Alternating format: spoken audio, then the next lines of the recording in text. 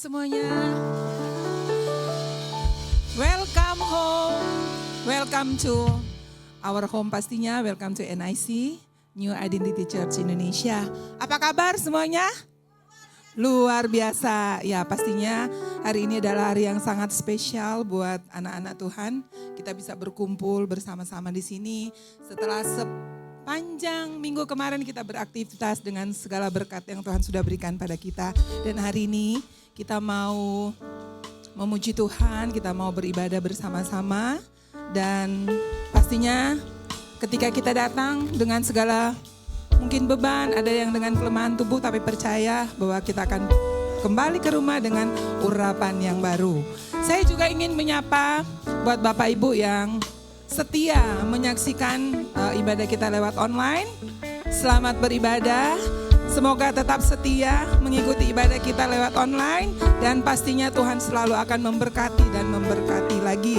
Dan hari ini ibadah kita akan dilayani oleh Bapak Gembala kita, Pastor Daniel Susanto, ibadah 1 dan ibadah 2. Jadi pastikan Bapak Ibu setia ibadah 1, kalau nggak kemana-mana tetap stay di sini ya untuk ibadah kedua. Dan ibadah kita juga pastinya akan dilayani oleh para tim worship yang sudah ada di belakang. Beri tepuk tangan dong buat tim worship. Wow, luar biasa sekali. Oh, yang ada juga yang sudah berbaris di sebelah kiri sini ya. Mereka sangat luar biasa semua. Saya undang kita semua untuk bisa bangkit berdiri, bisa saling bersalaman satu sama lain, dan jangan lupa untuk saling memberkati, dan tim worship bisa naik ke atas panggung. Tuhan Yesus memberkati.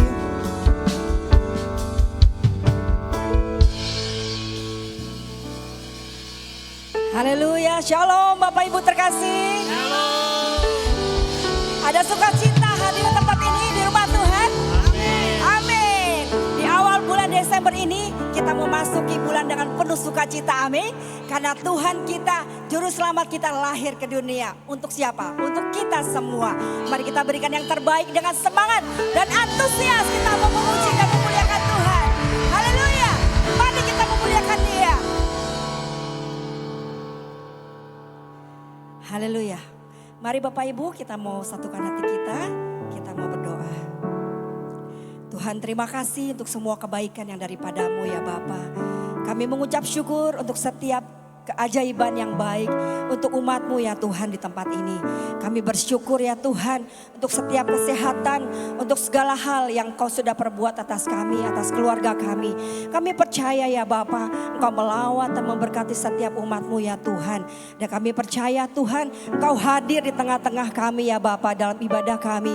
Hanya untuk memuji dan memuliakan Engkau ya Tuhan. Terpujilah nama-Mu ya Bapa, kekal untuk selama-lamanya ya Tuhan Yesus. Mari setiap umat yang percaya dan siap memuji Tuhan dan memuliakan Tuhan. Sama-sama kita katakan, amin. Haleluya. Mari saudara kita berikan yang terbaik bagi Tuhan. Kita mau berkumpul dan kita mau berhimpun di rumah Tuhan. Kita mau memuliakan Dia. Haleluya, terpuji nama-Mu. Sama-sama katakan. Mari berhimpun dan bersukaria, turut semua ke Betlehem. Marilah pandang Tuhan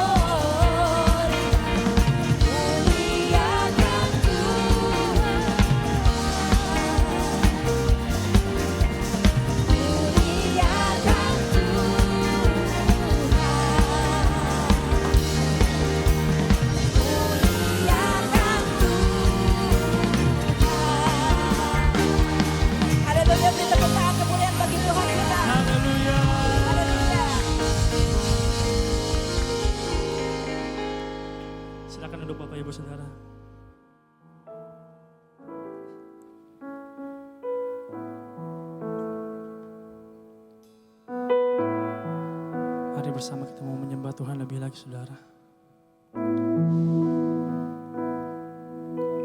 Haleluya. Terima kasih Tuhan Yesus. Buat segala penyertaan-Mu dalam hidup kami Tuhan. Kami mengucap syukur Tuhan Yesus. Haleluya.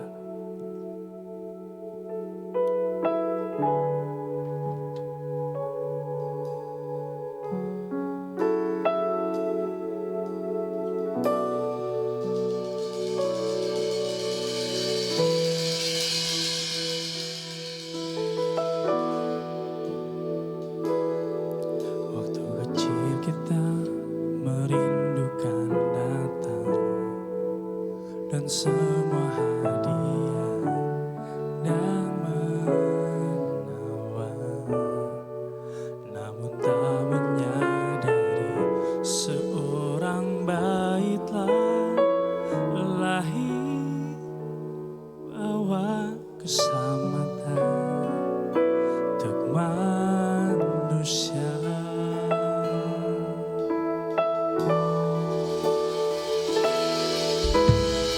Karena kita dia menderita, karena kita dia disalibkan, agar dunia yang hilang diselamatkan dari hukuman kekal. Berikan tepuk tangan yang terbaik buat Tuhan kita. Pun berlalu dan kita pun tahu anugerah yang besar dari Bapa yang relakan anaknya disiksa dan disalibkan di bukit karena kasih, karena kita dia menderita, karena kita dia disalibkan, agar dunia yang hilang diselamatkan dari hukuman kekal. Aku dapat di jalan kehidupan tatkala ku bukakan hatiku bagi Dia. Dalam ucapanku, dalam segalanya, ku selalu memuji Dia. Puji Dia, karena kita yang menderita, amin. Dia disalibkan, agar dunia yang hilang diselamatkan dari hukuman kekal. Karena kita yang menderita, karena kita yang disalibkan, agar dunia yang hilang. Mari sama-sama kita bangkit berdiri lagi saudara. Kita mau menyembah Tuhan lebih lagi saudara.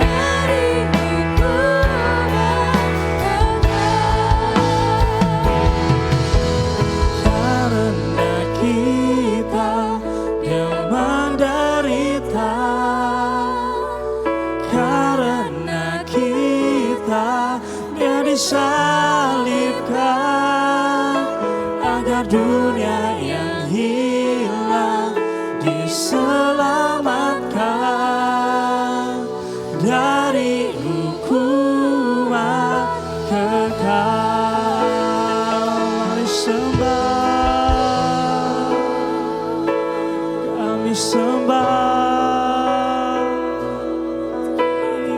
Kami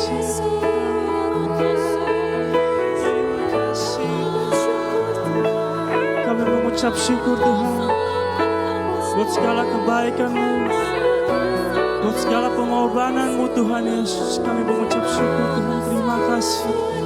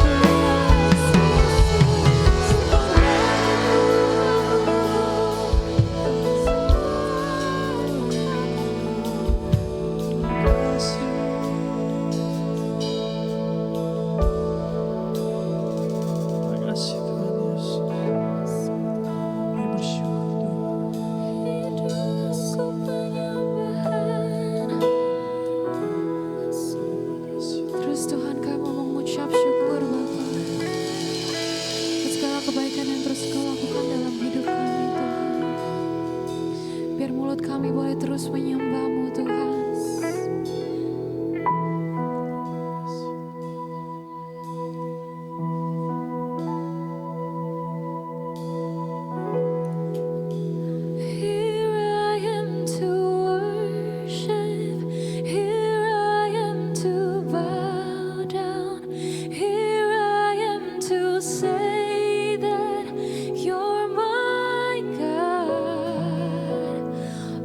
Together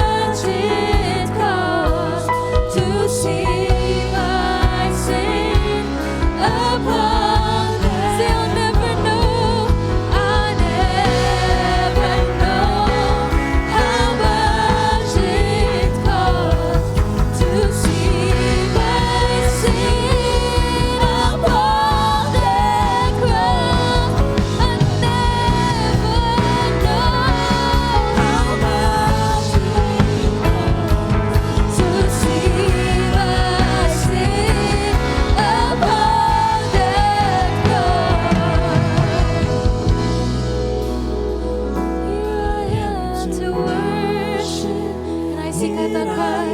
To bow down, here I am to sing that you're my God.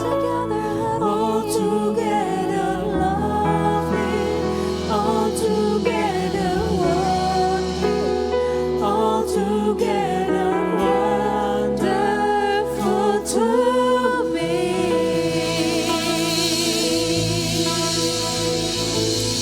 Haleluya, haleluya. Terpujilah Engkau Tuhan kami Yesus Kristus, Allah yang kami sembah, Allah yang tidak pernah berubah kasih setianya, dahulu, sekarang, sampai selama-lamanya. Sungguh Tuhan, kami mau terus memuliakan-Mu dengan segenap hati, dengan setiap jiwa kami Tuhan, karena tiada Allah yang lain yang layak kami sembah dan kami tinggikan seperti Engkau Yesus Kristus Tuhan. Terima kasih Bapa, ini ucapan syukur kami Tuhan, anak-anak-Mu Tuhan.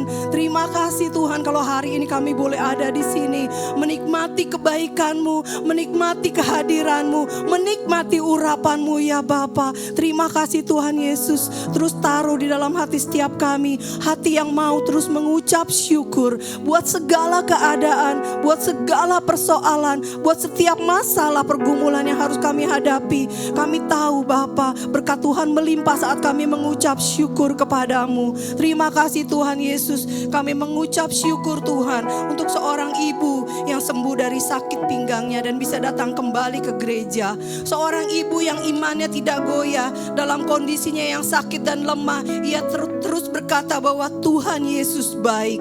Firman Tuhan di dalam Mazmur 34 ayat 18 berkata, apabila orang benar itu berseru-seru, maka Tuhan mendengar dan melepaskan mereka dari segala kesesakannya. Terima kasih Bapa, sungguh Tuhan kami bersyukur punya Allah seperti-Mu Tuhan.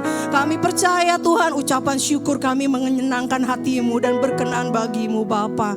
Terima kasih Tuhan Yesus. Sekali lagi kami juga mau bawa pokok doa umat jemaat-Mu di tempat ini ke dalam tangan kasih-Mu Tuhan. Seorang ibu meminta dukungan doa yang akan merenovasi rumahnya agar dilancarkan dalam proses pembangunan dan pembiayaannya. Seorang ibu yang minta diberikan hikmat Tuhan dan bijaksana dalam mengelola keuangan rumah tangga. Seorang anak muda yang rindu untuk bisa mendapatkan tempat kerja yang lebih baik dan sedang mengikuti perekrutan di perusahaan tambang. Biar kehendak Tuhan yang terjadi kepadanya. Kami menyerahkan Tuhan setiap pokok doa umat jemaat-Mu ke dalam tangan kasih-Mu Bapa. Kami terlalu yakin dan percaya Tuhan tiada yang mustahil bagi-Mu Bapa. Engkau Allah yang akan menjawab setiap doa, setiap pergumulan kami, setiap seruan hati kami. Bahkan sakit penyakit kami pun sudah Engkau sembuhkan di dalam nama Tuhan Yesus. Terima kasih Bapa di surga. Kami siapkan hati kami saat ini untuk mendengarkan kebenaran firman-Mu Tuhan. Berbicaralah bagi setiap kami Tuhan. Engkau layakkan hati kami, Engkau layakkan telinga kami untuk mendengarkan kebenaran firman-Mu Tuhan. Biar kami boleh menjadi surat Kristus yang terbuka saat kami pulang dari tempat ini. Setiap firman yang kami dengar itu akan menjadi rema, menjadi kekuatan untuk kami melangkah di hari-hari ke depan. Engkau urapi hamba-Mu yang akan menjadi saluran berkat bagi kami Tuhan. Gembala kami di tempat ini, Engkau pakai keberadaannya, lidah bibirnya Engkau kuasai, dan hanya roh Allah yang ada di dalamnya. Terima kasih Bapa di surga, terima kasih. Ini sembah dan doa kami hanya di dalam nama Tuhan Yesus Kristus. Beri kemuliaan buat Tuhan Yesus.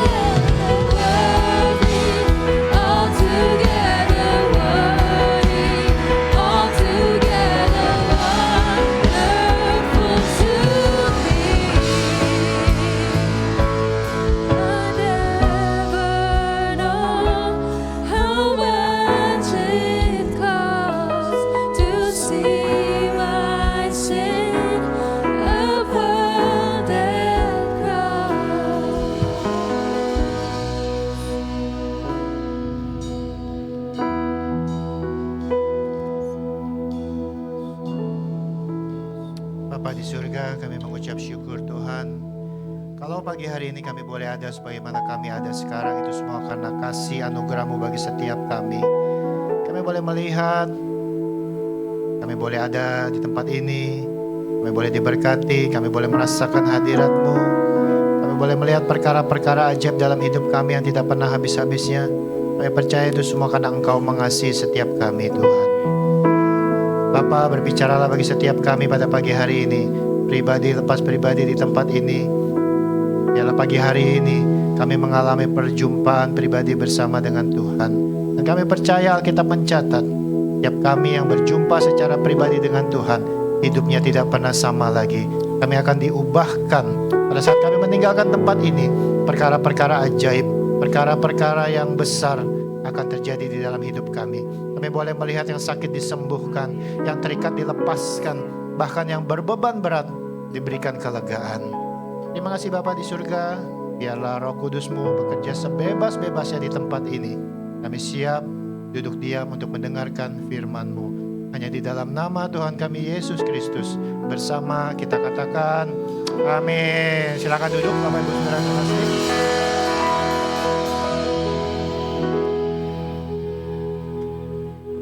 Shalom Bapak Ibu Saudara. Apa kabar hari ini? Luar biasa. Terima kasih untuk worship team, untuk production team, untuk para usher, para pendoa, guru-guru Kid Church yang hari ini dari pagi-pagi mereka sudah mempersiapkan segala sesuatunya. Bahkan mereka melayani dengan sukacita hari ini. Kita berikan aplaus yuk buat setiap mereka. Berapa banyak dari kita yang mau belajar firman Tuhan hari ini? Ya, puji Tuhan. Hari ini tanggal 1 Desember, hari pertama di bulan terakhir tahun 2024. Berapa banyak kita melihat Tuhan hadir di dalam hidup kita sepanjang tahun dari 1 Januari tahun 2024 sampai dengan hari ini. Berapa banyak yang mengalami Tuhan? Ada mengalami Tuhan? Ya. Nah, kita sebagai orang percaya, hidup kita harus intim sama Tuhan. Makanya dari kedekatan tersebut kita harus mengalami Tuhan dalam setiap kehidupan kita.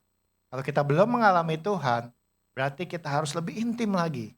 Supaya benar-benar Tuhan berkarya di dalam kehidupan kita. Dan Alkitab mencatat kehadiran Tuhan di dalam setiap kehidupan tokoh-tokoh di Alkitab itu akan mengubahkan tokoh tersebut. Baik rumah tangganya, baik pribadinya, baik pekerjaannya, segenap aspek kehidupannya berubah. Nah, hari ini Tuhan memberikan sesuatu yang spesial di hati saya untuk dibagikan kepada Bapak Ibu Saudara semua. Jadi sesuatu yang spesial dari Tuhan ya. Karena apa? Karena kita akan memasuki tahun yang baru. Butuh satu pewahyuan dari Tuhan. Supaya tuntunan Tuhan sepanjang tahun dari awal 2025 sampai akhirnya semuanya itu jelas tuntunan Tuhan. Nah, hari ini kita akan belajar tentang kekuatan iman. Iman bukan Mas Iman, bukan Ipman ya, tapi iman, faith. Ya. Nah, ada satu cerita di sebuah gereja untuk kesekian kalinya ada seorang ibu bernama Ibu Lulu. Ada nama Ibu Lulu di sini? Nggak ada ya, berharap nggak ada ya. Lulu supermarket ada di bawah ya. Jadi untuk kesekian kalinya Ibu Lulu datang menemui pendetanya. Bukan NIC sih, tapi gereja lain ya. Untuk mengeluhkan sesuatu hal yang berulang kali sama. Dia bilang gini, saya sangat takut Pak Pendeta, berapa bulan yang lalu saya dipukuli oleh suami saya karena saya tidak boleh ke gereja. Kemudian minggu lalu saya diancam dan dimaki-maki oleh suami saya karena saya tidak boleh ke gereja. Suami saya terus mengancam bahkan akan membunuh saya kalau saya masih datang ke gereja. Ada suami yang model gitu di sini? Berharap nggak ada ya. Nah, dengan perasaan yang bosan karena pendetanya dengar laporan seperti itu, akhirnya sang pendeta menjawab, ya, saya akan terus berdoa untuk ibu. Yang penting ibu punya iman dan percaya. Minggu depannya dia lapor lagi seperti itu, pendetanya juga bilang, akan saya doakan terus, yang penting ibu punya iman dan percaya. Akhirnya suatu ketika, di minggu berikutnya Ibu Lulu datang lagi ke pendeta tersebut dan dia bilang, Pak Pendeta, saya mau cerita lagi. Saya diancam habis-habisan akan dibunuh. Kembali si Pak Pendeta bilang, saya akan doakan. Yang penting ibu punya iman dan percaya. Minggu depannya kembali. Sang ibu dengan muka yang lebih menakutkan lagi karena sangat khawatir, dia berkata kepada pendetanya, Pak Pendeta, saya mau cerita lagi. Pendeta udah nebak, pasti ceritanya yang sama. Akhirnya ibunya bilang, Pak Pendeta, kali ini suami saya mengancam akan membunuh Pak Pendeta. Akhirnya Pak Pendeta bilang dengan santai, kalau begitu Bu, saya rasa sudah waktunya ibu pindah gereja yang di ujung sana. Nah, Mazmur 118 ayat 6 berkata, aku tidak akan takut apakah yang dapat dilakukan manusia terhadap aku. Iman itu nggak ada ketakutan. Ya, kalau kita dengar cerita pendeta tadi, dia bisa mengasih motivasi ke ibunya, encouragement untuk tetap beriman dan percaya. Artinya jangan takut. Tapi pada saat ancaman itu datang kepada diri dia, dianya yang takut. Ya.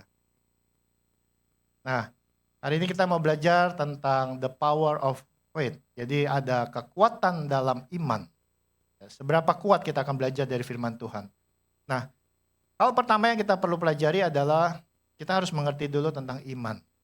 Dalam Ibrani 11 ayat pertama, ini ayat yang sangat favorit. Tapi seringkali banyak dari kita yang cuma tahu iman itu ya sebatas percaya. Pokoknya percaya aja, kurang lebih seperti itu. Ibrani 11 ayat pertama dikatakan, iman adalah dasar dari segala sesuatu yang kita harapkan. Dasar dari segala sesuatu yang kita harapkan. Berarti yang kita harapkan itu belum ada, masih kita harapkan, tapi itu menjadi sebuah dasar. Dan bukti dari segala sesuatu yang tidak kita lihat. Jadi belum kita lihat, tapi kita harus percaya sudah menjadi bukti. Nah, ini sesuatu yang gak mudah. Ya. Kita orang Kristen adalah orang yang percaya kepada Yesus Kristus. Makanya kita dibilang Kristen ya. Ya, orang Kristen adalah orang yang percaya kepada Yesus Kristus karena kasihnya ya yang sudah ia tunjukkan kepada kita di atas kayu salib. Betul ya? Jadi itulah iman percaya kita kepada Yesus Kristus. Ia memberikan nyawanya di atas kayu salib untuk menebus dosa kita. Itulah iman kita kepada Yesus Kristus. Makanya kita memilih menjadi penganut Kristen. Nah, lewat karya penebusan tersebut, ia memberikan kemerdekaan. Di atas kayu salib, dia menebus banyak hal untuk kita. Bukan hanya ia ingin kita hidup di bumi seperti di sorga, ya hidup merdeka di bumi seperti di sorga, seperti doa Bapa kami. Jadilah kehendakmu di bumi seperti di sorga. Bukan hanya itu, tetapi dia juga menyediakan keselamatan, yaitu hidup kekal di rumah Bapa di sorga. Tuhan Yesus bilang, dia naik ke sorga untuk menyiapkan rumah bagi kita.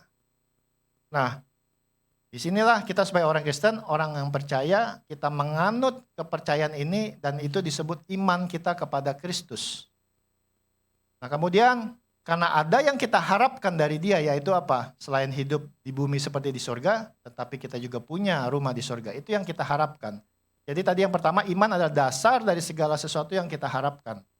Berarti iman kita kepada Kristus adalah iman dari sesuatu yang kita harapkan. Kita ngikut Yesus karena ada yang kita harapkan. Nah, karena ada yang kita harapkan darinya, itulah yang menjadikan dasar mata kita tertuju kepada Yesus. Ya, kalau misalnya Bapak Ibu Saudara melihat, saya datang ke NIC karena ada yang saya harapkan. Pertama, misalnya, saya suka dengan pengajarannya misalnya. Karena ada pemuritan di dalam gereja NIC. Saya suka anak-anak kid church-nya, anak-anak sekolah minggu, itu dididik dengan materi yang baik. Misalnya seperti itu. Berarti ada sesuatu yang diharapkan, makanya datang ke NIC.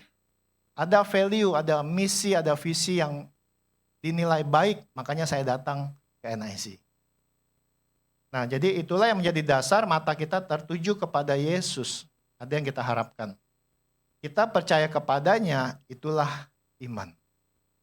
Jadi pada saat kita sudah tahu apa yang Tuhan Yesus punya dan kita ingin dapatkan apa yang dia mau berikan, pokoknya saya percaya aja dah ngikut dia. Nah, Markus 11 ayat 24 berkata, Karena itu aku berkata kepadamu, apa saja yang kamu minta dan doakan, percayalah bahwa kamu telah menerimanya. Maka hal itu akan diberikan kepadamu. Ini juga sebuah ayat yang favorit. Nah, inilah bukti dari hal yang kita percayai, tapi belum kita lihat. Pada saat kita percaya bahwa kita telah menerimanya, maka hal itu akan kita terima. Ya, agak dalam ya, kita harus resapi, renungkan baik-baik. Jadi itulah bukti dari hal yang kita percayai, tapi belum kita lihat. Dan pada saat kita percaya bahwa kita telah menerimanya, maka hal itu akan kita terima. Makanya keselamatan itu harus di-maintain. Pada saat kita lahir baru, kita menerima keselamatan yang adalah janji Tuhan untuk kita masuk ke dalam kerajaan sorga. Kita kan belum masuk sorga nih ya. Kalau mau masuk sorga, mati dulu kan ya. Nah, benar kan ya? Nah, jadi artinya tetapi kita menjaga keselamatan itu. Itulah bukti walaupun kita belum masuk surga. Keselamatan sudah ada di tangan kita. Makanya harus dijaga dengan baik. Pada saat kita percaya bahwa kita telah menerimanya, maka hal itu akan kita terima. Inilah yang menjadi bukti kepercayaan kita walau ada yang belum dilihat. Inilah iman. Inilah iman percaya kepada Yesus Kristus. Orang yang memiliki iman, hidupnya tidak akan natural lagi. Nah ini bagian yang penting. Orang yang memiliki iman, hidupnya tidak akan natural lagi. Tetapi akan menjadi supranatural karena ada Tuhan yang supernatural. Makanya orang yang memiliki iman seringkali melakukan perbuatan supranatural.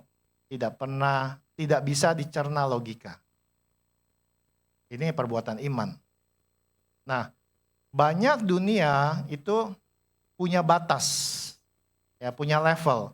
Tapi pada saat kita punya iman, level tersebut bisa kita tembus. Makanya nggak bisa diukur dengan logika. Ya iman itu nggak bisa diukur dengan logika. Kita lihat karya Yesus di Alkitab banyak ceritanya. Semua nggak bisa diukur dengan logika.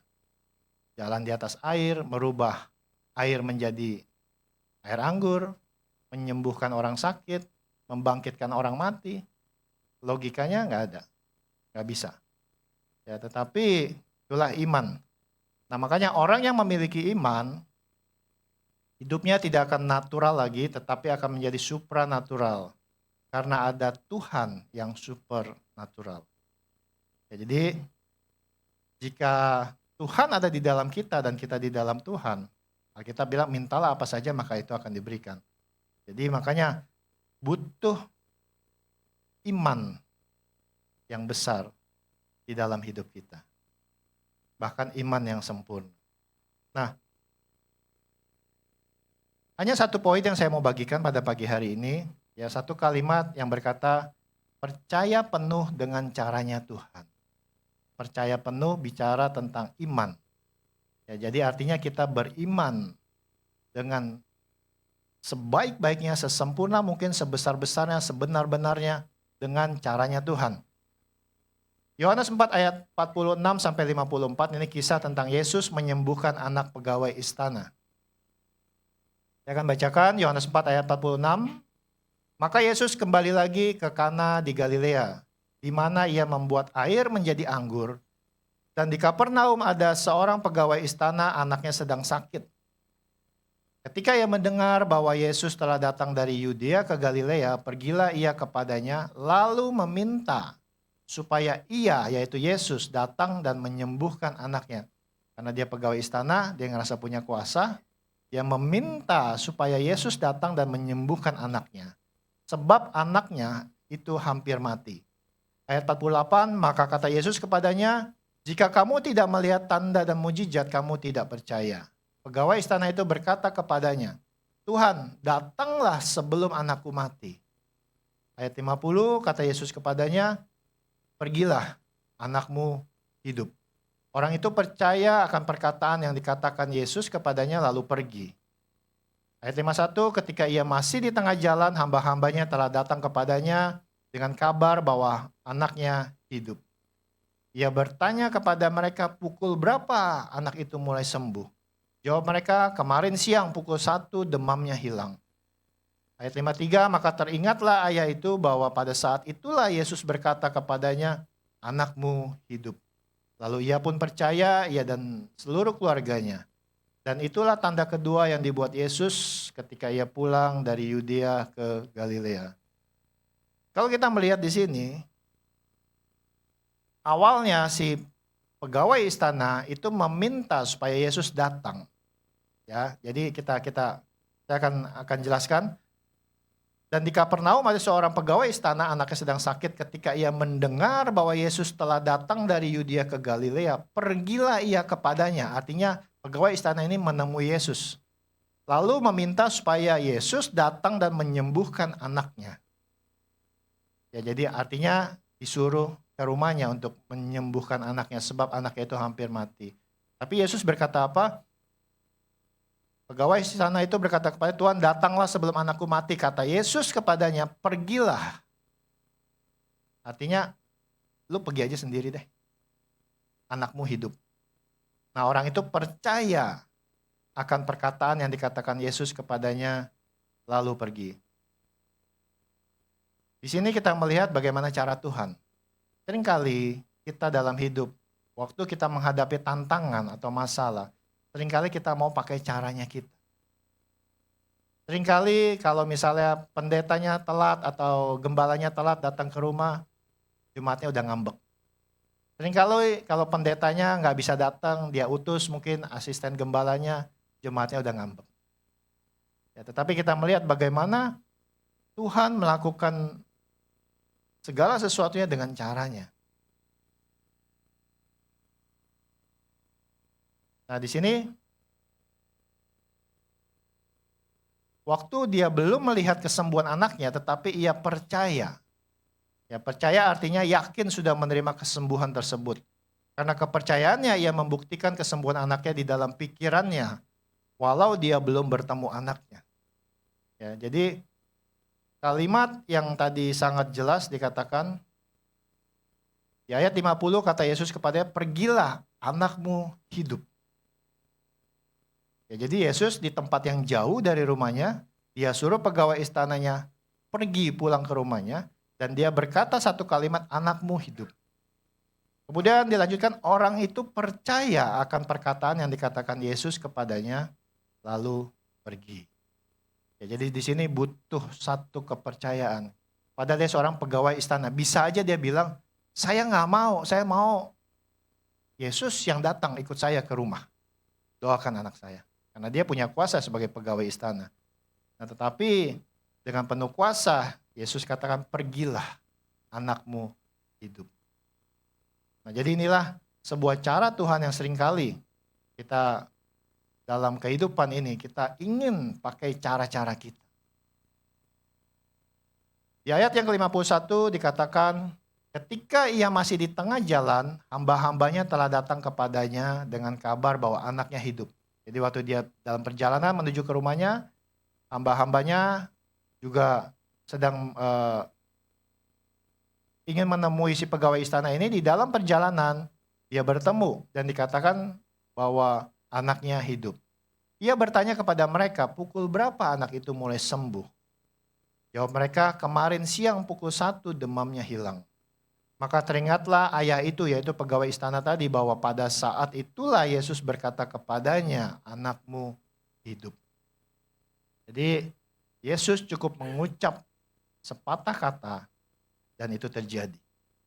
Ya, lalu ia pun percaya, ia dan seluruh keluarganya. Dan itulah tanda kedua yang dibuat Yesus ketika ia pulang dari Yudea ke Galilea. Nah, seringkali dalam hidup kita memaksakan diri, menggunakan cara kita sendiri, daripada berserah dengan caranya Tuhan. Saya mau bilang, kalau kita memakai caranya sendiri, itu hanya akan memperlambat proses sebuah pemulihan. Hal ini akan membuat lama proses yang kita sedang jalani. Nah, makanya dibutuhkan satu tindakan, yaitu berserah. Apa kata Tuhan deh? Apa yang Tuhan suruh deh? Ya, itulah iman.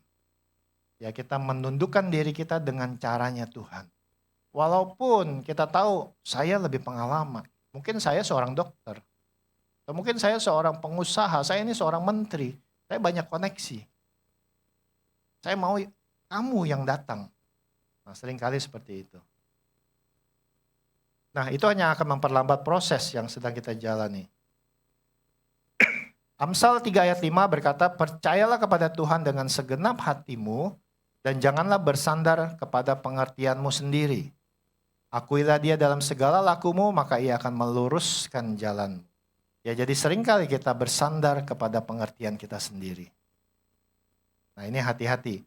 Kalau kita sedang dalam prosesnya Tuhan dan ingin proses itu cepat kita lewati, berserahlah kepada Tuhan, ikuti caranya Tuhan. Nah, dalam hidup ini, mungkin kita pernah mengalami atau saat ini sedang mengalami sebuah masalah atau tantangan.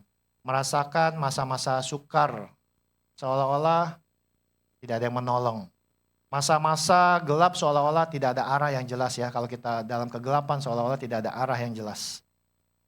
Kemudian masa-masa sakit seolah-olah tidak ada tangan yang menolong. Tidak ada tangan yang mampu menolong. Mungkin masa-masa hancur seolah-olah semua orang meninggalkan kita sendiri. Ya, makanya ada pepatah sering bilang gini, Bapak saudaranya berapa? Nanti saya hitung pada saat saya sedang susah. Baru ketahuan saudaranya ada berapa. Ya. Karena Alkitab juga bilang, pada saat kita hancur, pada saat kita dalam kesulitan, semua pergi. Nah, di sini kita mungkin merasa bahwa kita sendirian. Kita merasa bahwa kita ada di dalam titik yang terendah. Ya, hidup tertinggal, tertolak, terabaikan, sedih, sakit hati, kecewa, semua jadi satu. Ya mungkin saat ini ada dari antara kita yang mengalami hal seperti itu. Atau mungkin pernah. Dan hal tersebut membuat kita seolah-olah sedang berada di dalam lembah kekelaman kehidupan ini. Ya udah ada di lembah, di bawah, kekelaman lagi gelap lagi. Kemudian mungkin kita mengalami masalah pahitnya rumah tangga. Mengalami masalah keuangan yang silih berganti kesulitannya.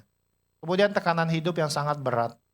Penderitaan yang tiada akhir dan pergumulan berat lainnya. Nah terkadang Tuhan izinkan membiarkan kita beberapa saat di dalam lembah kekelaman tersebut. Ya, bahkan diizinkan kita mengalami sebuah penderitaan. Sepertinya kita udah teriak sama Tuhan, kok Tuhan gak jawab. Saya sudah beriman, tapi Tuhan gak jawab. Saya mau bilang, Tuhan lebih tahu caranya untuk memulihkan kita. Makanya jangan pernah kecewa sama Tuhan pada saat kita sepertinya sedang ditinggali Tuhan, padahal bukan sedang ditinggali Tuhan.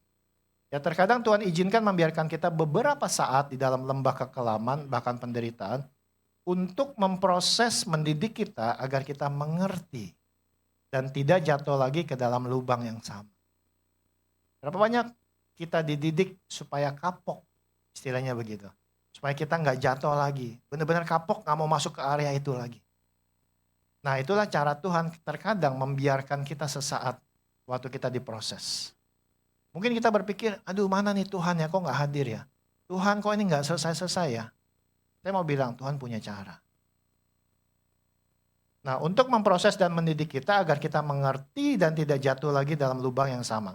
Seberapa lama kita di dalam lembah kekelaman tersebut akan sangat ditentukan oleh iman rasa percaya kita akan janji-janji Tuhan. Hati kita yang mengasihinya, perkataan kita yang penuh kuasa, pikiran positif kita, maka dari itu bekerja samalah baik-baik dengan Tuhan apa yang Ia ingin lakukan. Butuh kerjasama. Jangan paksa Tuhan. Jangan paksa sebuah proses itu cepat selesai. Serahkan aja sama Tuhan. Karena Tuhan tahu yang terbaik. Ya jadi saya berharap Bapak Ibu Saudara bisa menangkap. Jadi pada saat kita sedang didiamkan Tuhan beberapa saat, itu sebenarnya Tuhan sedang mendidik kita. Nah, bagian kita adalah bekerja samalah baik-baik dengan Tuhan. Ya seperti tadi yang saya katakan, punya pikiran yang positif, percaya bahwa Tuhan turut bekerja dalam segala sesuatu untuk mendatangkan kebaikan bagi setiap kita yang mengasihinya. Pikiran positif. Kemudian perkatakan dengan penuh kuasa. Saya seringkali ucapkan, apa yang kita perkatakan di tengah-tengah masalah kita menentukan seberapa lama kita dalam masalah tersebut. Jadi kalau kita perkatakan positif, ucapan syukur kepada Tuhan, ucapkan firman Tuhan, maka proses itu bisa semakin cepat. Kemudian kita percaya bahwa Allah itu melakukan hal tersebut karena Dia mengasihi kita. Dia sedang mengubahkan kita. Jangan pernah mengucap, menggerutu kita benci sama Tuhan. Ya, jadi itu yang harus kita lakukan bagian kita. Jadi percaya penuh dengan caranya Tuhan. Kita bisa temui juga belajar dari kisah Daud. Ya, ini seringkali juga saya sampaikan di dalam 2 Samuel 5 ayat 17. Waktu itu ketika didengar orang Filistin bahwa Daud diurapi menjadi raja Israel, maka majulah orang Filistin ingin menangkap Daud. Ya, tetapi Daud mendengar hal itu lalu ia pergi ke kubu pertahanan. Ketika orang Filistin itu datang dan memencar ke lembah Refaim, ini catat baik, bertanyalah Daud kepada Tuhan, apakah aku harus maju melawan orang Filistin itu? Akan kau serahkankah mereka ke dalam tanganku? Tuhan menjawab Daud, majulah sebab aku pasti akan menyerahkan orang Filistin itu ke dalam tanganmu. Singkat cerita, peperangan pertama Daud menang. Kemudian orang Filistin itu meninggalkan berhalanya di sana, lalu Daud dan orang-orangnya mengangkatnya. Ketika orang Filistin maju sekali lagi, jadi Daud diserang lagi yang kedua kalinya dan memencar di lembah Refaim. Harusnya Daud gak perlu tanya Tuhan kalau dia sombong. Karena saya udah pengalaman. Karena saya udah memenangkan peperangan saya yang pertama. Serang aja kayak yang pertama kali Tuhan suruh. Nah, seringkali kita mengalami seperti itu. Pada saat kita mengalami masalah, oh dulu saya pernah menyelesaikan masalah ini. Dan itu sudah selesai dengan cara itu. Saya akan ulangi cara yang sama. Tetapi kalau di kisah Daud ini, maka bertanyalah Daud kepada Tuhan. Dan ia menjawab, janganlah maju, padahal yang pertama maju. Tapi ini bilang janganlah maju, tetapi buatlah gerakan lingkaran sampai ke belakang mereka sehingga engkau dapat menyerang mereka dari jurusan pohon-pohon kartau. Ya, singkat cerita, Daud berbuat demikian seperti yang diperintahkan Tuhan kepadanya, maka ia memukul kala orang Filistin mulai dari Geba sampai dekat Geser. Apa yang kita bisa dapat dari kisah ini? Kita diajar untuk punya hubungan intim sama Tuhan. Tanya sama Tuhan, Tuhan maunya caranya gimana? Mungkin dalam hal rumah tangga, dalam hal keuangan, dalam hal kesehatan. Tanya sama Tuhan. Walaupun kita punya pengalaman berulang kali menang mengatasi masalah, tapi tanya sama Tuhan. Jangan pada saat kita nggak tanya Tuhan dan kita menemui jalan buntu, baru kita tanya Tuhan. Sering kali kita seperti itu. Nggak mau tanya Tuhan. Ya, jadi Daud percaya. Karena saking percayanya kepada Tuhan, Daud selalu bertanya dan minta petunjuk Tuhan. Kalau ada orang di samping kita dan dia sangat ahli dalam bidangnya, ya anggaplah misalnya dia ahli dalam hal keuangan. Kemudian saya mau investasi tentang keuangan, saya pasti akan tanya dia karena saya sangat percaya sama dia. Karena analisanya tidak pernah meleset. Nah, Tuhan itu penguasa segalanya. Dia yang paling ahli merancang segalanya. Dia yang paling ahli mengelola segalanya. Jadi sudah selayaknya kita tanya dia. Dalam apapun. Ya makanya Daud saking percayanya kepada Tuhan, Daud selalu bertanya dan minta petunjuk Tuhan. Daud selalu membangun hubungan dekat dengan Tuhan. Nah, untuk memiliki iman yang semakin besar, iman yang semakin benar, iman yang semakin sempurna, kita harus membangun hubungan yang lebih dekat kepada Tuhan. Supaya benar-benar iman itu penuh di dalam kita. Dan kita bisa melakukan apa yang Tuhan mau dalam hidup kita. Amin Bapak Ibu? Masih mengikuti saya? Amin. Ya jadi percayalah bahwa cara dan waktu Tuhan pasti lebih baik. Ya, cara dan waktu Tuhan pasti lebih baik. Memang saat menjalani sebuah proses, itu melelahkan. Sama seperti tadi pegawai istana. Dia sudah datang menemui Yesus, pasti dengan jarak yang jauh. Kemudian Yesus bilang pergilah, berarti dia harus balik lagi. dengan sebuah tindakan yang Yesus hanya berucap. Dia tidak melihat satu bukti di mana ada penumpangan tangan atas anaknya atau mungkin didoakan. Yesus hanya mengucap. Tetapi pegawai istana ini punya iman. Dia mau taat dan dia balik. Dan dia bisa melihat bukti tersebut bahwa anaknya sudah kembali sehat. Ya, memang dalam menjalani sebuah proses akan melelahkan. Waktu kita ada di lembah kekelaman terasa sakit, menakutkan, menyedihkan. Dan itu membuat kita mencucurkan air mata. Namun Tuhan memiliki waktu yang terbaik. Makanya dibutuhkan iman yang benar-benar percaya penuh. Berserah kepada Tuhan. Dan menyerahkan cara dan waktunya kepada Tuhan. Tetaplah tekun, percaya dan setia kepada Tuhan. Itu kuncinya. Dengarkan dan kenali selalu suaranya. Sebagai gembala, seperti Daud yang mengenal tuntunan gembalanya yaitu Tuhan yang ia sembah. Nah, adakah kita di sini sudah membangun hubungan yang dekat dengan Tuhan? Dan kita mengenal suaranya. Mungkin ada pertanyaan, Pak Pendeta, gimana sih cara mengenal suara Tuhan? Kalau kita sudah dekat, saya sama istri ya udah sekian puluh tahun hidup bersama, pada saat dia telepon, begitu dengar suaranya saya tahu itu suara istri saya. Karena kita sudah dekat. Begitu juga suara Tuhan. Pada saat kita punya hubungan yang baik, kita pasti tahu itu suara Tuhan. Dan acuannya apa? Acuannya adalah firman Tuhan. Ya nggak mungkin misalnya gini, Pak Pendeta, saya dengar suara Tuhan. Itu di sebelah ada istri orang cantik, sikat aja katanya. Itu bukan suara Tuhan ya kalau kayak gitu. Di firman nggak ada kayak gitu. Ya jadi kalau suara Tuhan itu pasti benar di Alkitab. Ya. Jadi kalau misalnya lagi ke toilet ngeliat ada tas orang ketinggalan, Tuhan berbicara. Itu berkat bagimu. Oh, ambil aja.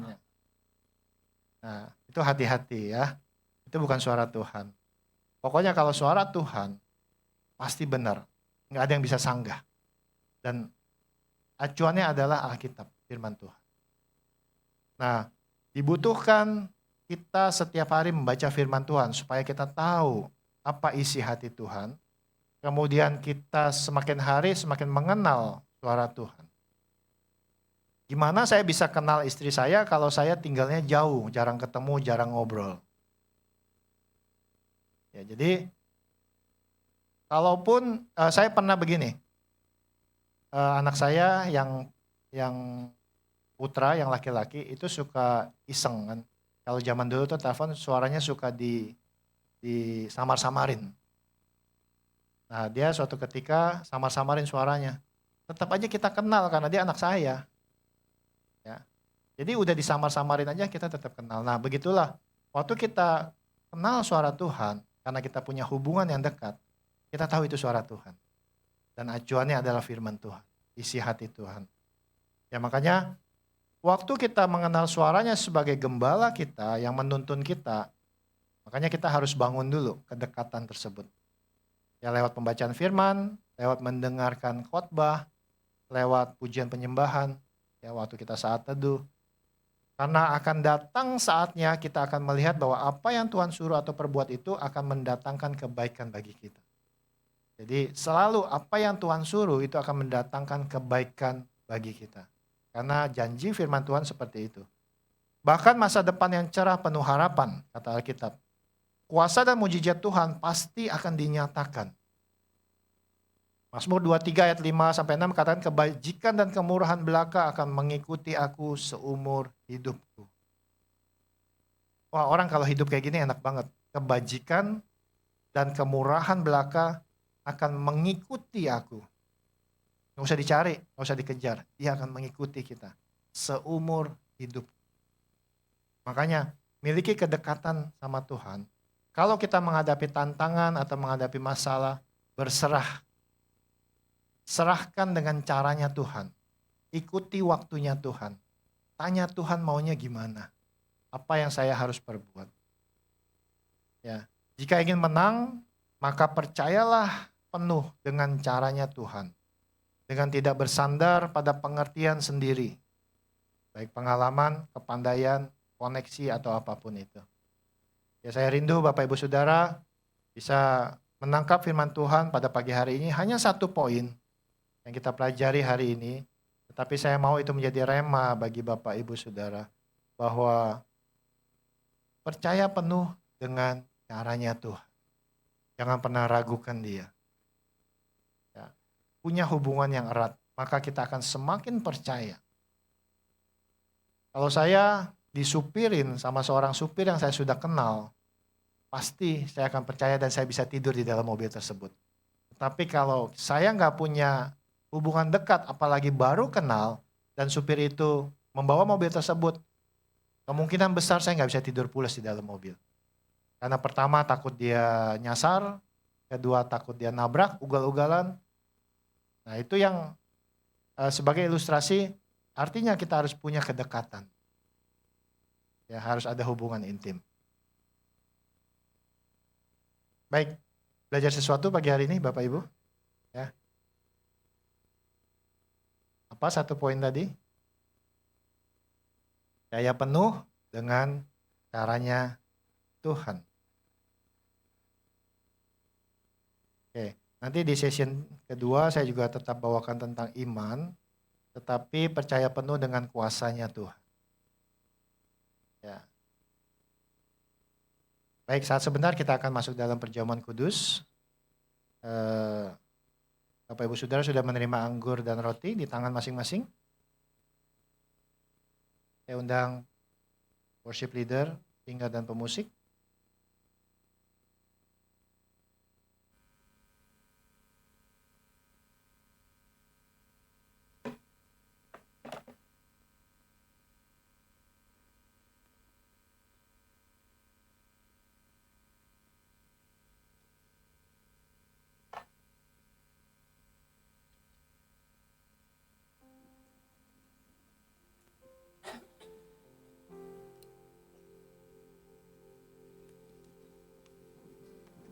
Mari masing-masing kita siapkan hati kita untuk kita masuk dalam perjamuan kudus.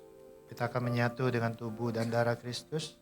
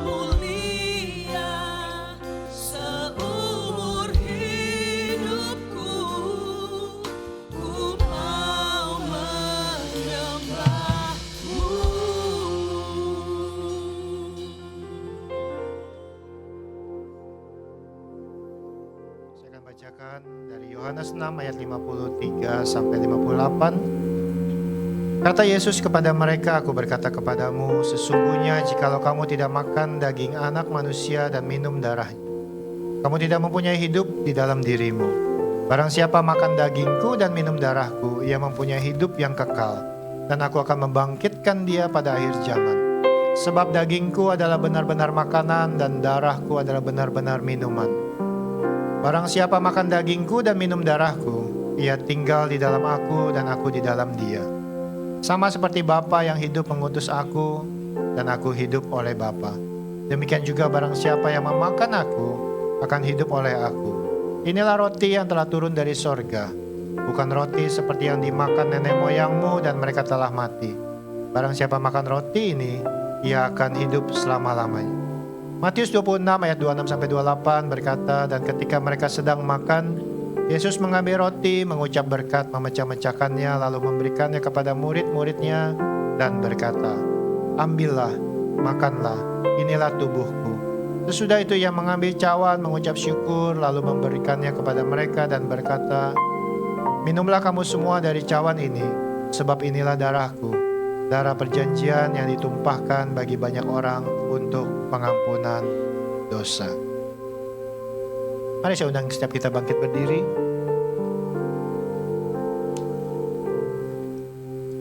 Mari kita mau angkat roti yang akan dibentuk menjadi tubuh Kristus. Dengan iman katakan bersama saya, dalam nama Bapa, Anak dan Roh Kudus, dalam nama Tuhan Yesus Kristus, inilah roti yang turun dari sorga.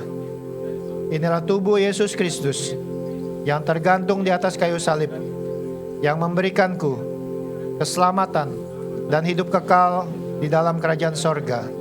Tubuh Kristus yang ditombak, ditikam di atas kayu salib, yang menyempurnakan tubuhku agar sehat sempurna, menyempurnakan jiwa dan rohku agar dibangkitkan pada akhir zaman. Dengan kuasa tubuh Kristus, segala dosa, segala penyakit, segala kutuk keturunan, kutuk kemiskinan, kutuk kegagalan, dan segala penderitaan sudah diangkat dan diselesaikan di atas kayu salib. Inilah roti yang turun dari sorga. Inilah tubuh Yesus Kristus. Mari kita makan dalam nama Tuhan Yesus. Inilah tubuh Yesus Kristus.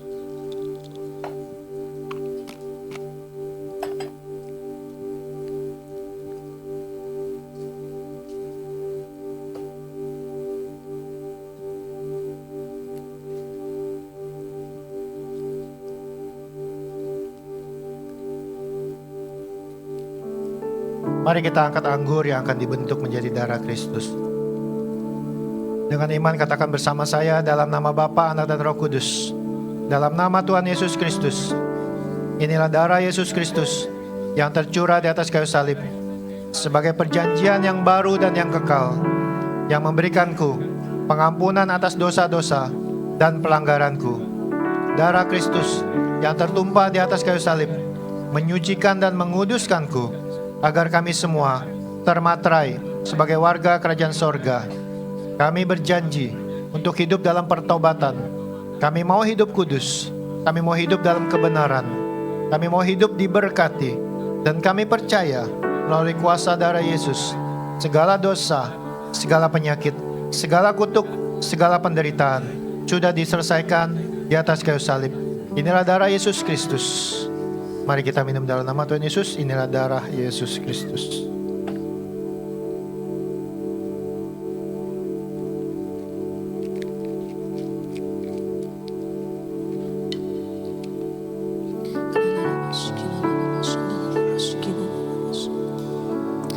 Terima kasih Tuhan Yesus, terima kasih. Terima kasih Tuhan, terima kasih Tuhan Yesus. Terima kasih. Terima kasih Tuhan, terima kasih buat tubuh dan darah-Mu. Terima kasih Tuhan. Mari naikkan ucapan syukurmu kepada Tuhan. Masing-masing berdoa, naikkan ucapan syukurmu kepada Tuhan. Oh, terima kasih.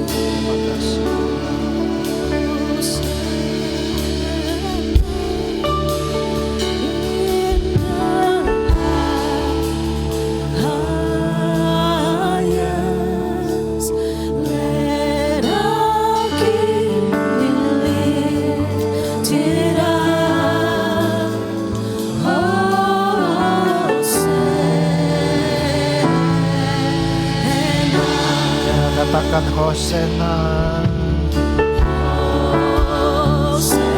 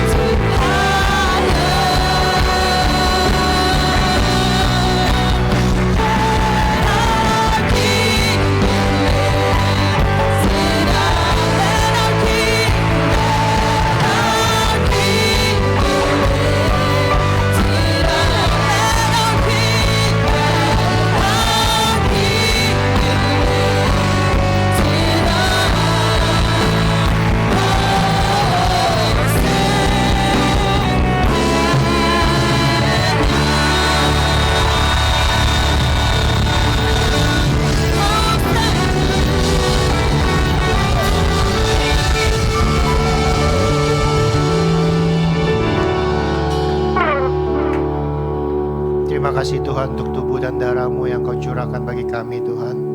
Tuhan, pada saat ini kami percaya tubuh dan darah Kristus yang menyatu dengan tubuh kami itu bukan sekadar simbol, tetapi ada kuasa di dalam tubuh kami. Kami boleh melihat hidup kami diubahkan.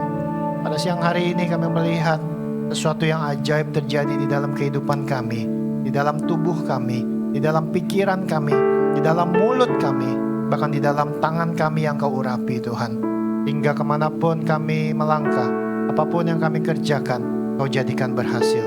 Kami yang sakit Kau sembuhkan, kami yang terikat Kau lepaskan. Bahkan setiap kami yang mengalami beban berat, Kau berikan kelegaan. Setiap jalan yang tertutup, Kau bukakan jalan yang lebar Tuhan, jalan yang terbuka. Karena kami hari ini belajar tentang iman, di mana kami mengikuti caranya Tuhan. Dan kami percaya Engkau Allah penguasa atas kehidupan kami, penguasa langit bumi ini, bahkan penguasa atas semua pekerjaan usaha di muka bumi ini. Kami percaya Engkau tidak pernah kekurangan cara untuk memberkati kami Tuhan. Engkau tidak kekurangan cara untuk menyembuhkan kami. Engkau tidak kekurangan cara untuk memulihkan keluarga rumah tangga kami. Engkau tidak kurang cara untuk membawa kami terus naik bukan turun, bahkan menjadi kepala dan bukan ekor. Bapa, hamba selesai berbicara, tetapi biarlah Roh Kudus-Mu terus berkarya, mengerjakan perkara-perkara ajaib di dalam kehidupan umat-Mu, NIC yang Kau percayakan di tempat ini Tuhan. Biarlah NIC juga boleh menjadi dampak mengubahkan kota Bekasi. Dan kami jemaat-jemaat NIC ini Tuhan, kami rindu sebagai gereja yang punya nama New Identity, yang artinya kami akan punya identitas yang baru. Kami adalah anak-anak Allah yang maha tinggi. Artinya kami punya warisan sorga, kami punya kuasa yang punya standar sorga, dan kami punya koneksi-koneksi yang juga dari sorga. Kami percaya Tuhan, dengan apapun keberadaan kami saat ini, kami boleh dikelilingi orang-orang baik, kami boleh dikelilingi orang-orang berhasil, kami boleh dikelilingi oleh orang-orang terhormat, sehingga sungguh hidup kami juga boleh memancarkan sinar dimanapun kami berada. Kami boleh belajar untuk menjadi lebih baik lagi. Bahkan kami boleh menjadi berkat untuk orang banyak. Terima kasih Bapa, sayangi umat-Mu di tempat ini. Jagai setiap mereka, sertai setiap kemanapun mereka melangkah. Kami serahkan semuanya ke dalam tangan kasih-Mu. Hanya di dalam satu nama yang besar, ajaib, penuh kuasa, nama Yesus Kristus Tuhan dan Juru Selamat kami yang hidup. Kami sudah berdoa dan mengucap syukur. Bersama kita katakan amin. Silakan duduk Bapak Ibu Saudara kasih.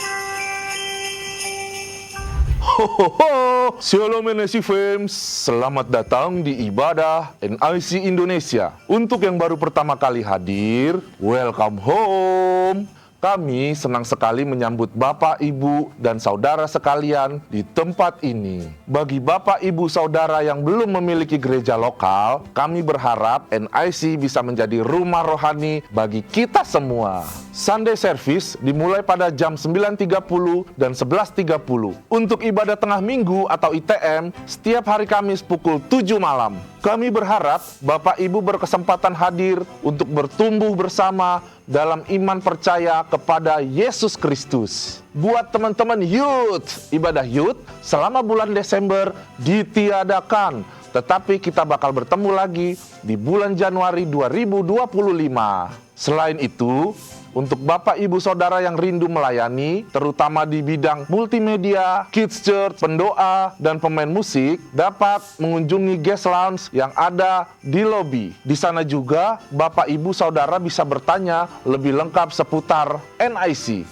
Dan yang tidak kalah penting, jemaat yang ingin baptis, pembaptisan akan dilakukan di bulan Desember.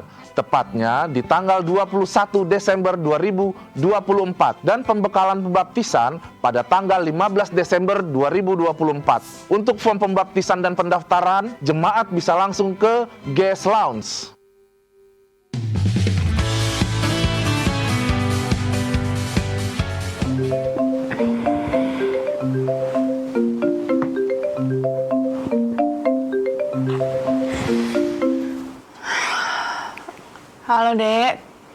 kenapa.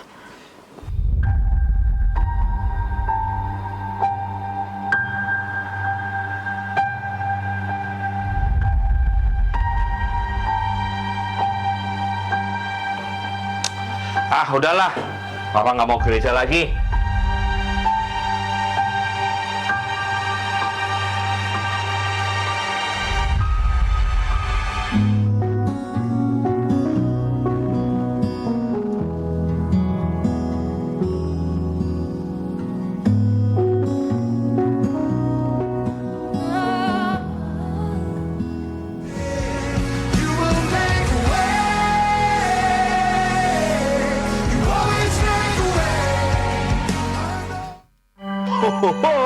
Hari Natal sudah dekat. Buat semua jemaat NIC akan merayakan Natal bersama-sama di tempat ini pada tanggal 8 Desember 2024. Selain merayakan hari kelahiran Tuhan Yesus, akan ada spesial performance dari Praise and Worship NIC, drama musikal, dan performance lainnya. Perayaannya akan diadakan mulai pukul 9.30 dan pukul 1 siang yang bertempat di NIC Hall ini. Jangan lupa ajak saudara, teman-teman, dan tetangga kalian ke tempat ini. Selain itu, pada tanggal 25 Desember 2024, NIC akan mengadakan ibadah Natal pada pukul 9.30 di NIC Hall ini. Dan pada tanggal 25 Desember 2024, NIC Kids Church juga akan mengadakan Movie Day. Dijamin bakal seru banget. Free popcorn dan jus loh. Pastikan anak-anak ibu dan bapak sekalian hadir ya. Can't wait to see all of you and celebrate Christmas together. Sekian weekly news dari NIC. Terima kasih and God bless you.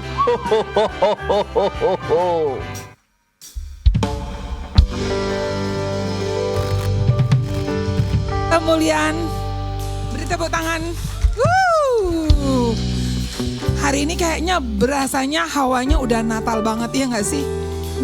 Yes, karena memang sepanjang bulan ini kita merayakan hari Natal. Luar biasa. Kami mau mengucapkan terima kasih buat Bapak Gembala kita di hari ini sudah membawakan firman buat kita semua, mengajarkan kita untuk terus hidup beriman kepada Tuhan, agar supaya setiap langkah hidup kita karya-karya Tuhan selalu nyata lewat iman percaya kita kepada Tuhan. Sekali lagi kasih apresiasi dong buat Bapak Gembala kita. Yes, saya mau menyapa, adakah yang baru pertama kali hadir? Boleh angkat tangan, lambaikan tangannya. Ya, boleh. Kamu jemaat yang setia ya. Puji Tuhan, kita semua adalah jemaat-jemaat yang setia. Beri kemuliaan dong buat Tuhan. Haleluya. Bapak Ibu kita tadi sudah melihat beberapa video. Saya cuma mengingatkan kembali, jangan lupa ya, untuk perayaan Natal kita pada tanggal 8 Desember. Ya, pada tanggal 8 Desember ada 2 kali kebaktian. Pertama pada pukul 9.30 dan ibadah kedua pada pukul 1 siang. Pastikan kita semua jemaat-jemaat yang setia, jangan lupa untuk bisa membagi flyer, bisa lewat medsos kita, bisa apapun gitu ya, mengajak semua saudara, sahabat, tetangga, rekan semua untuk bisa datang merayakan Natal bersama-sama dengan NIC pastinya.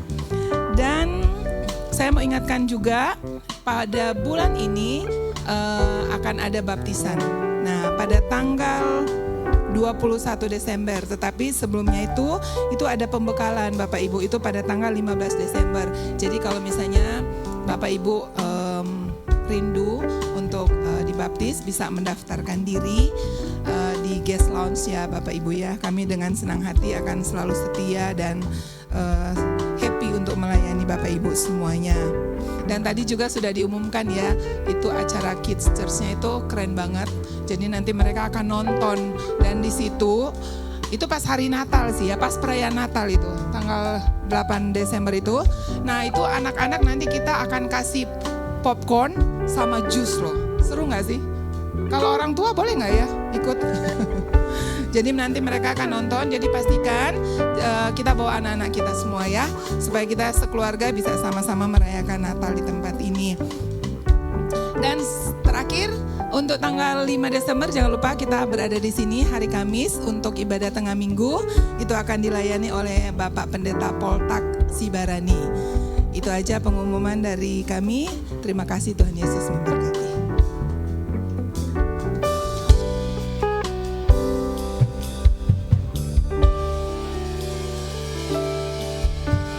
Mari jemaat Tuhan, sama-sama kita mau bangkit berdiri, kita mau memberikan yang terbaik, kita mau menabur, semua hanya untuk kemuliaan nama Tuhan.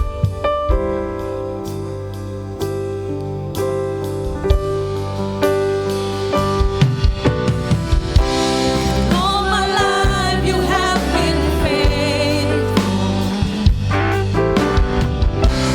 All my life you have been so good. With every breath that I am made, oh, I will sing of the goodness.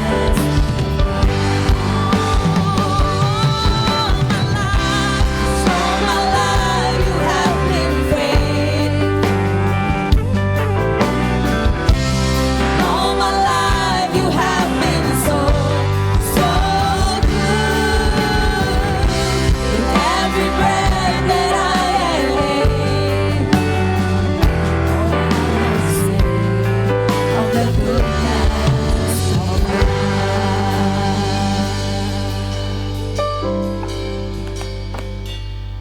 Baik, shalom Bapak Ibu semua. Minggu depan kita akan merayakan Natal di tempat ini dengan tema New Hope. Jadi saya bikin satu seri di mana hari ini kita belajar tentang iman. Minggu depan belajar tentang pengharapan. Tanggal 25 Desember kita tema khotbahnya tentang kasih. Kehadiran Yesus yang hadir di muka bumi ini membawa kasih. Makanya saya mengundang Bapak Ibu Saudara untuk kita bersama-sama mungkin membawa teman, kerabat.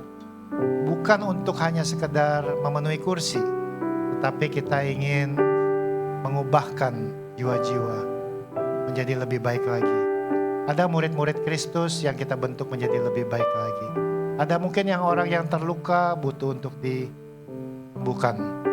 Orang yang sakit secara jasmani, atau mungkin orang yang sakit secara ekonomi, ya untuk datang ke tempat ini karena ada new hope dan pengharapan yang baru di dalam Tuhan.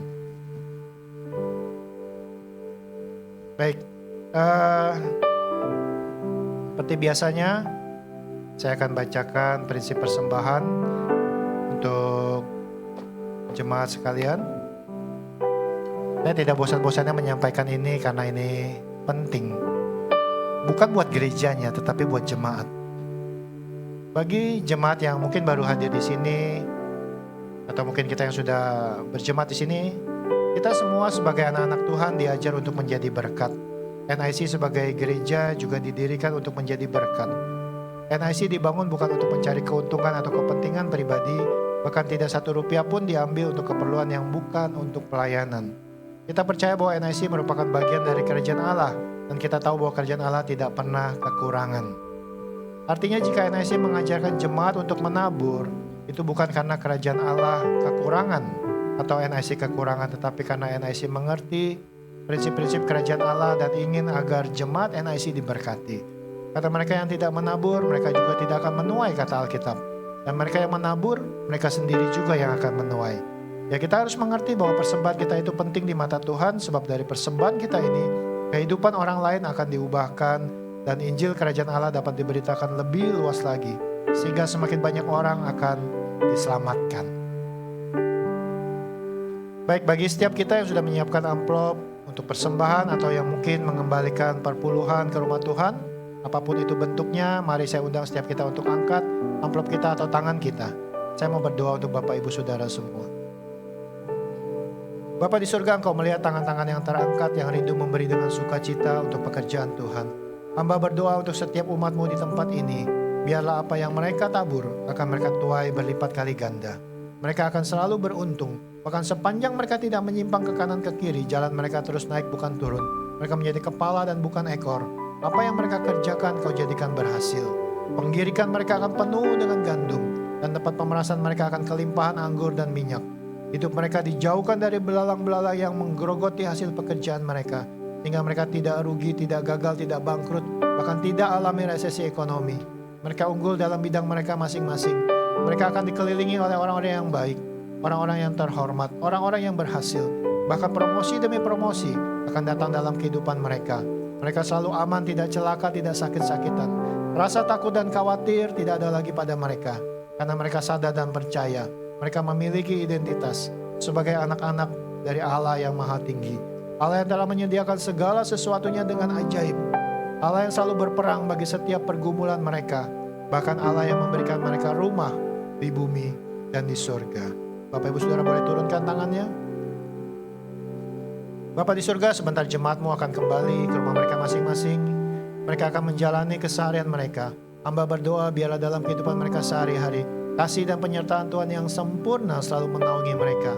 Bisnis mereka, pekerjaan mereka, karir mereka, pelayanan mereka semua diberkati Tuhan.